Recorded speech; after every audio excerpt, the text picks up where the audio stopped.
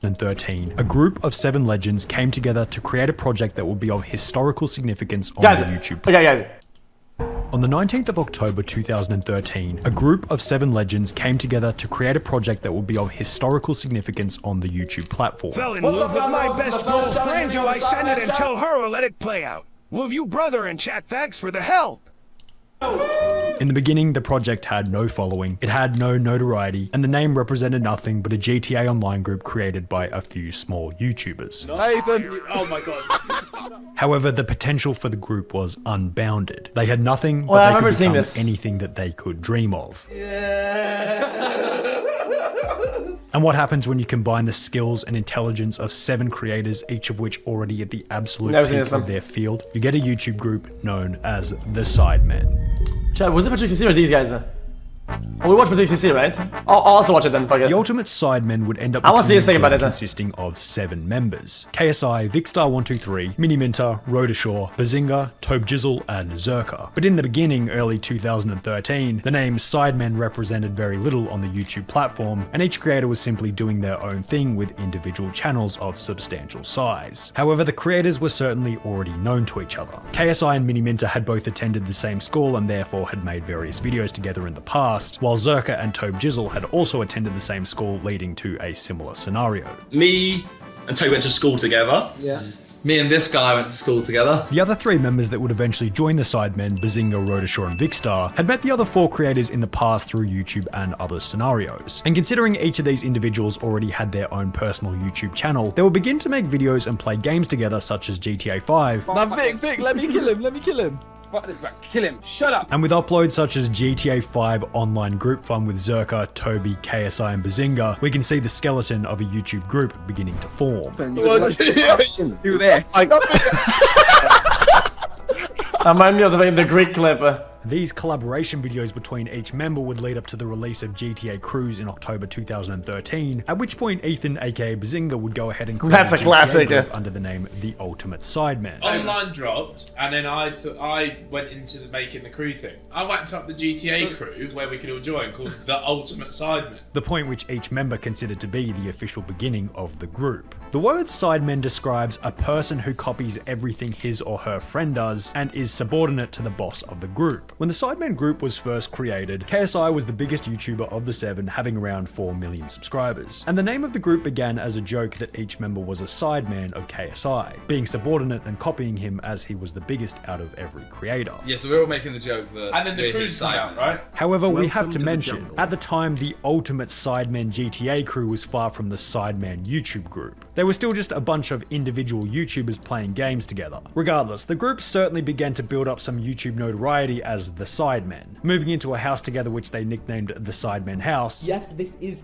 the house tour, I promise you guys. Also beginning at the Sidemen clothing company on the 30th of December 2014. This was all in conjunction with numerous Sidemen group style videos on individual channels such as the Crossbar Challenge posted on KSI's personal channel. Crossbar Challenge! And the Sidemen Patience Test posted on Miniminter's personal channel. Today they're going to be doing whatever they can to try and stop me sitting here. The problem, however, was that the group didn't have its own YouTube page, possibly owing to the difficulty in trying to set up a channel with 7 different creators. However, this would change after KSI witnessed the success of KYR Speedy's gaming group. Those YouTubers, I forgot what their group is called, but they had like a little group and we were like, oh yeah, we should just do something similar. And decided that making the Ultimate Sidemen into a somewhat official YouTube group might not be such a bad idea. After an assumed planning period of around 6 months, the official Sidemen channel would go live on the 16th of May 2016. Hey guys! And welcome to the Sidemen channel. The 7 creators involved in the project had a combined total of around 30 million subscribers at the time, and when combining this figure with a shout out from each individual YouTube channel, we have created a new channel, ladies and gentlemen, the Sidemen. The initial growth for the Sidemen was absolutely insane. Within only 3 days, the Sidemen had steamrolled past 1 million subscribers, which at the time also gave it the record for the fastest YouTube channel to ever reach the 7-figure milestone. After 2 weeks, the Sidemen would post their first video. Ethan's more of a skeleton.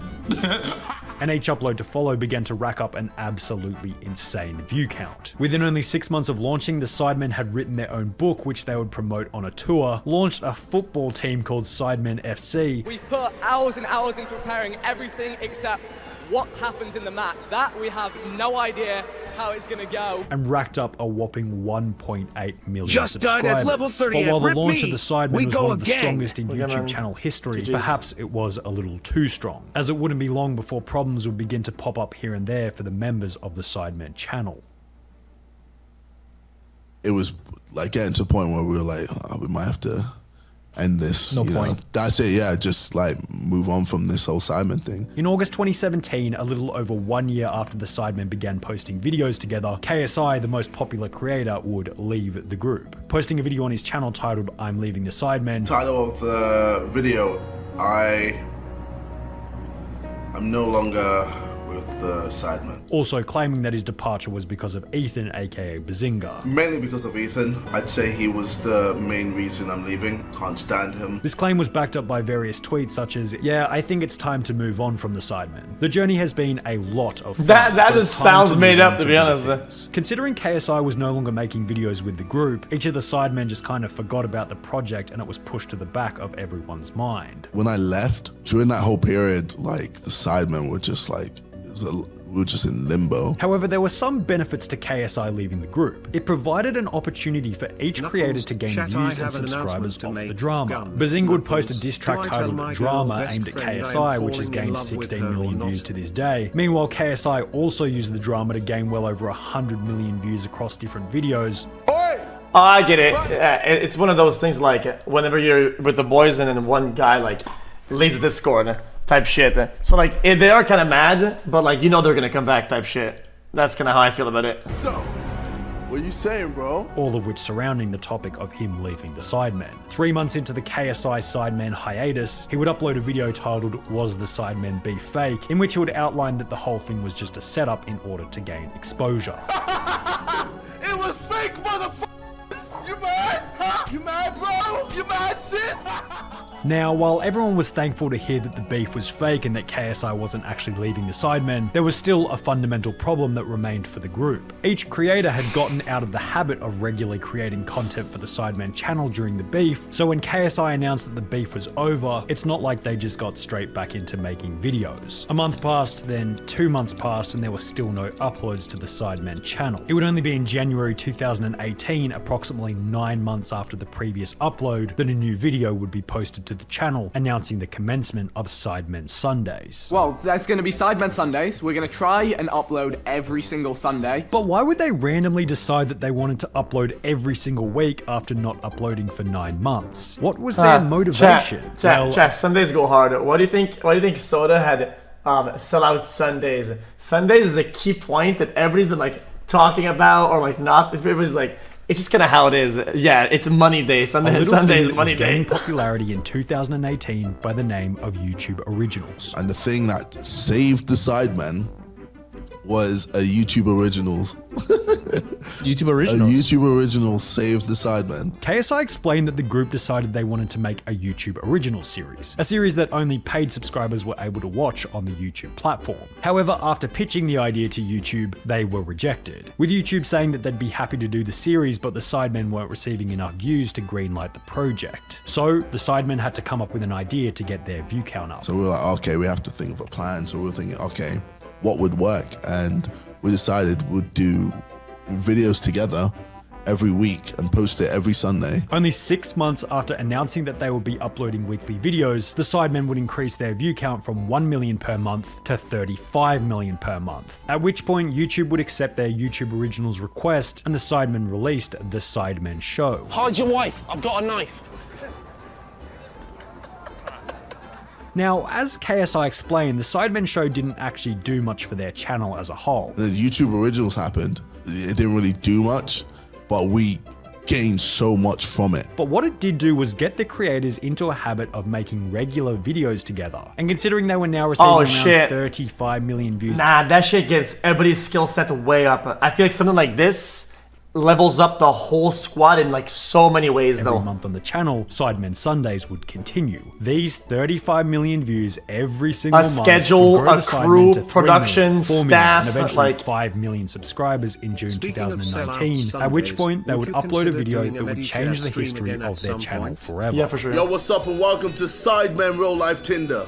We all know how this goes. Various girls from all over the country will swipe I right don't know that. if they're interested and left if they're not. It was KSI's idea in the beginning. A bizarre idea, of course, but an idea that would exceed the expectations of every single one of the members. To set up Tinder as if it were a real-life experiment. Real women, real rejection, and a whole bunch of terrible pickup lines. Hi, I'm KSI.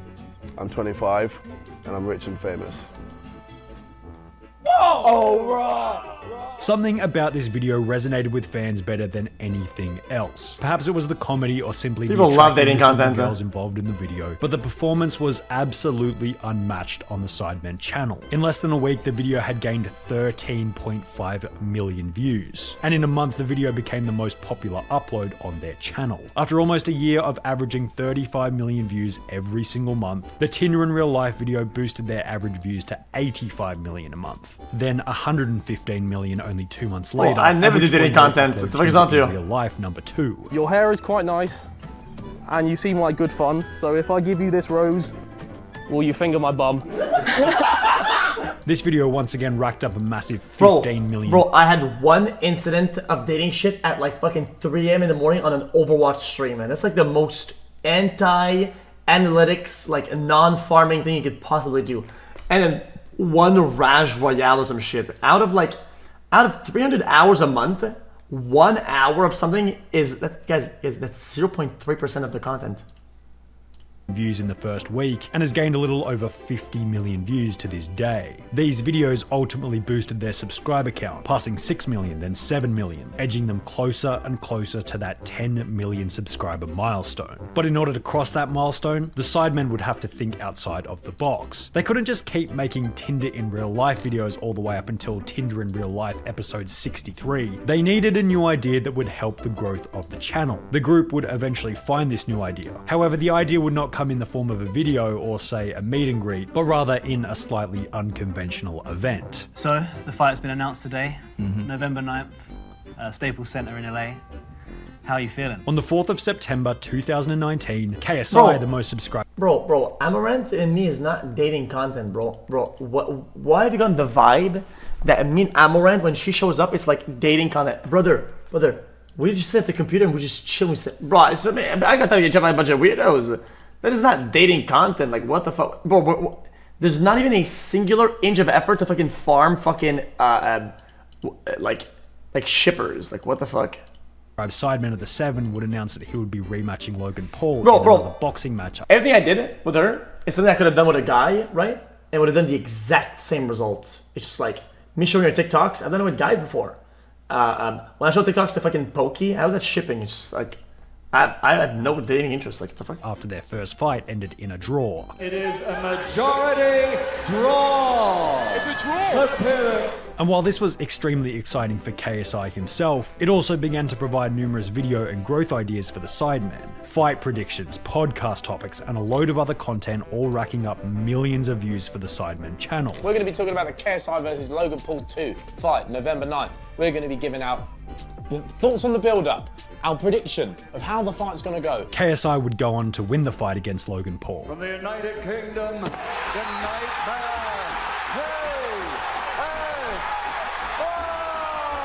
And it's safe to say that the Sidemen were absolutely stoked. Just ecstatic, euphoria, relieved, it's over. The whole process is finally over.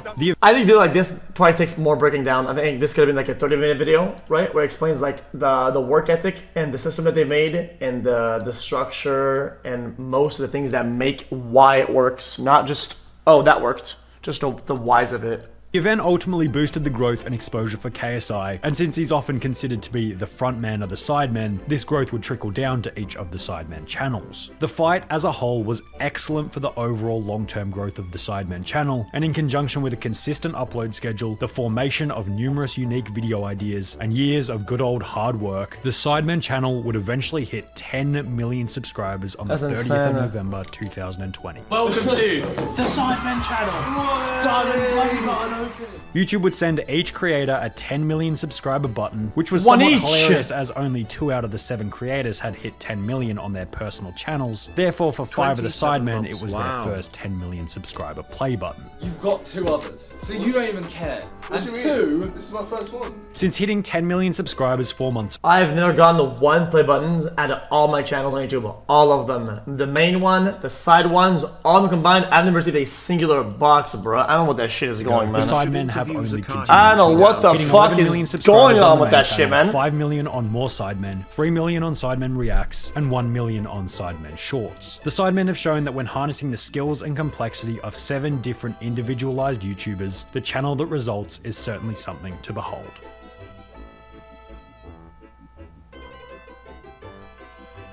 You're not wrong. I mean, I move all the time. I have shit everywhere. Dude, I have items and like trophies or whatever, or awards in like 5 different houses. I don't even know what the fuck my shit is at anymore. How are you? Yeah, no.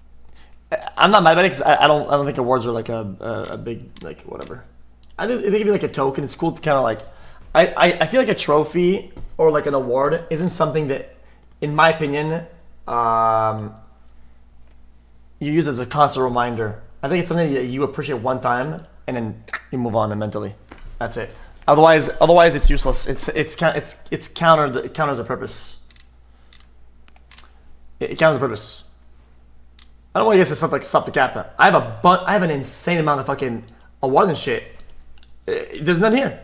There's 0 behind me. I don't carry them around. I don't care. I don't get to see them. Because the moment you get them, it's a token of acknowledgement as soon as you get it, and then it's over. Anything else is stupid. Yo, this is X on the beat, yo. Okay. You heard my voice as well. That S. Anyone knows that boy? I don't know, he's just so soy. Anyone knows that boy? I don't know, he's just so soy.